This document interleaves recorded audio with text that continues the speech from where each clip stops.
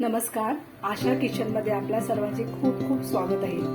आज आपण करणार आहोत मालवणी पद्धतीचे मोदकाचे टिकले। मोदक म्हणजे हा एक प्रकारचा मासाच आहे, असा असतो सिल्वर कलरचा, पण हा चवीला फार छान असतो। तर आपण आधी काय करूया, याची डोकी हे असं डोकं काढून आणि याची खवलं असतात ना ह्याच्यावर, ही अशी खवलं काढून घेऊया। मोदकं कशी साफ करायची मी तुम्हाला दाखवते। थोडंसं मीठ मी यांना चोळून घेणार आहे, नेहमीप्रमाणे चोळून आपण असं। तर काय करायचं, ही डोकी आहेत ना आपली, ही आपल्याला अशी हातानेच मोडायची आहेत, अशी तुटतात ही बघा, त्याच्यात अशी घाण अशी काढून टाकायची। आणि याच्यावर जी खवलं असतात ना, ही अशी ही हाताने काढायची, आपण निघतात अशी काढायची, पटपट निघतात, पण सांभाळून नखाने। नाहीतर तुम्ही चमचा घ्या, चमचा घ्या आणि त्या चमच्याने ही अशी निघतात, सावकाश अशी काढायची। दाखवते तुम्हाला, अशी निघतात चमच्याने, तर हाताने नखाने अशी पटापट निघते। चमच्याने जमत नसतील तर सावकाश मध्ये असं नखामध्ये ना याचा काटा जाईल, ह्याचं डोकं असं मोडायचं आणि अशी शेपूट अशी हाताने मोडायची, मोडते पटकन अशी, याला वेळीची गरज लागत नाही। असे आपण साफ करून घ्यावे, मोडली अशी साफ करायचं, असे शेपटी अशी मोडायची आणि असं नखाने। तुम्ही नखाने करण्यापेक्षा तर मला सवय आहे, जे नवीन करत असतील ही फिश त्यांनी सांभाळून करायचं आहे, असं चमच्याने पण निघतं। अशी आपण सगळी साफ करून घेऊया अशा प्रकारे। हे बघा, सगळ्यांची मी खवलं काढून घेतली आहे, वरची जी असतात ती। तर खवलं काढताना मी तुम्हाला परत एकदा दाखवते। हा जो मासा आहे ना मोदकाचा, हा आपला उलटा पकडायचा, म्हणजे डोकं आपल्याकडे करायचं असं, आणि मग अशी ही खवलं निघणार। असा चमचा ठेवायचा, असं असं करायचं। ही खवलं बघा किती ट्रान्सपरंट, ही अशी पातळ अशी असतात, कधी घशाला चिकटू शकतात ना। तर तुम्ही उलटं कराल ना तर तुम्हाला वाटतं ह्याला खवलं नाहीये। हा मासा असा पकडायचा आणि मग खवलं निघण्याची, ही अशी काढायची आपल्याला, अशी काढायची। हे तोडायचं याचं डोकं असं व्यवस्थित, शेपटी पण तुटते। आणि मग ह्याच्यात पोटातली जी घाण असते ना ती अशी दाबून काढायची, अशी सगळी निघून येते। ही मच्छी आहे ना चवीला फार छान असते, फक्त याची खवलं काढायला फार त्रास होतो असा। मग उरलेली ना आपण अशी चोळून पाण्यामध्ये काढायची, कितीतरी निघतात। ही अशी सगळी खवलं ना आपण व्यवस्थित काढून घ्यायच्या, नाहीतर मग ती सारात ना आपल्या घशाला लागते। अशी त्रासदायक अशी होत नाही, ती अशी चिकटून राहतात। मोदकाचे तिकले करण्यासाठी मी इथे घेतले आहे संकेश्वरी मिरच्या घेतल्या आहेत 4, त्या मी भिजत घालून घेतल्या आहेत पाण्यामध्ये। त्याच्यामध्येच मी धने पण घेतले आहेत, एक छोटा चमचा भिजत घालून, त्यामुळे आपले वाटण चांगले वाटणार आहे। त्याच्यानंतर एवढी वाटी मी हे ओल्या नारळाचं खोबरं घेतलं आहे।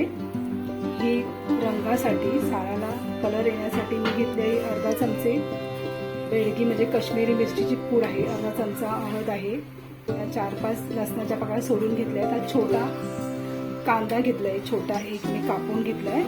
आता आपण काय करायचं आहे, ही मिरचीची पूड थोडी बाजूला ठेवायची आणि हे सर्व एकत्र वाटून घ्यायचं आहे बारीक। काश्मीरी पूड आहे ना मिरचीची मी बाजूला ठेवली आणि हे वाटण असं वाटून घेतलं।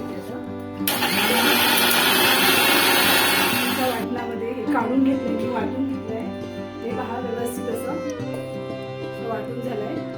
हे बाजूला ठेवताना यामध्येच या मिक्सरच्या भांड्यामध्ये एक टोमॅटो घेतलाय मोठा लाल चांगला बिया काढून, त्याच्यामध्ये मी ही काश्मीरी मिरचीची पूड टाकते आणि थोडंसं पाणी घेणार आहे आणि वाटायला। आणि आता हे वाटण मी वाटून काढते, ऑन केलंय, मीडियम फ्लेमवर आहे। तेल मी इथून थोडंसं टाकते, एक छोटा चमचा। आता मी हाय फ्लेम करते, कांदा भाजायला हवा ना।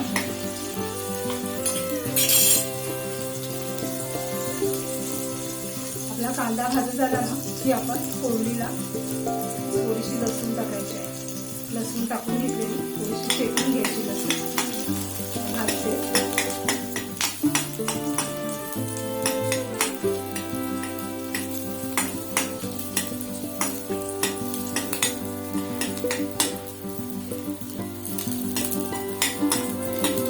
आपली लसूण आणि कांदा आता भाजत येतोय।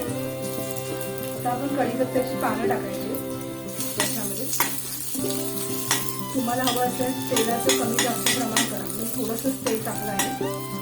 त्याच्यानंतर मी पुन्हा मीडियमवर घेणार आहे गॅस.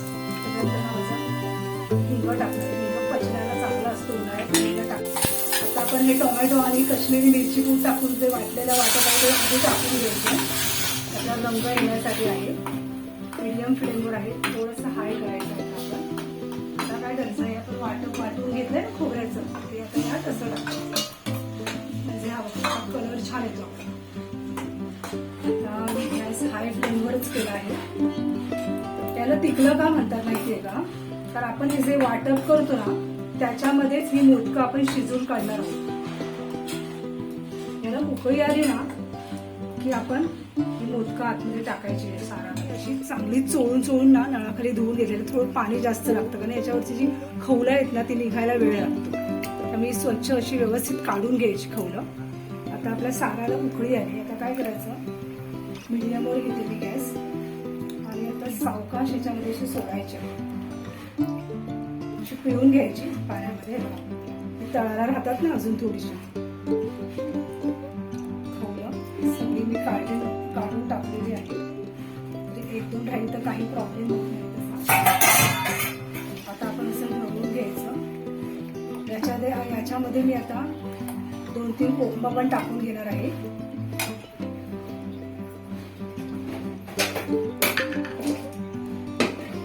काही कोकमा आहेत ना तोडून टाकणार आहे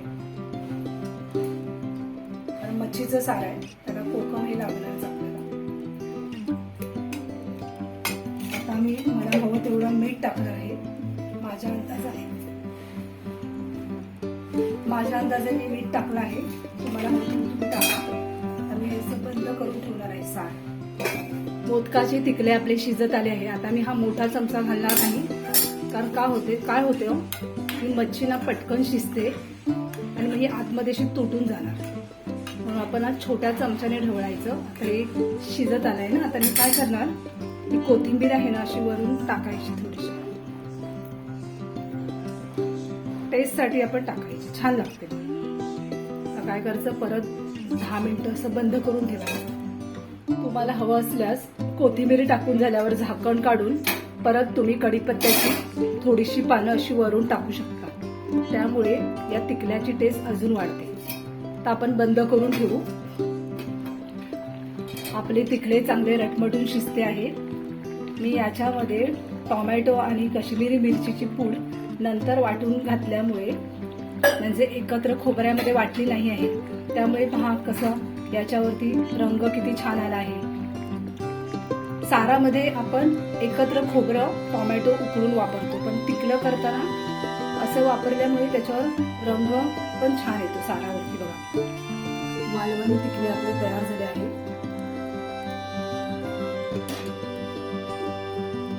माझे व्हिडिओ आवडत असतील तर माझ्या व्हिडिओला लाईक, सबस्क्राईब आणि शेअर करायला विसरू नका.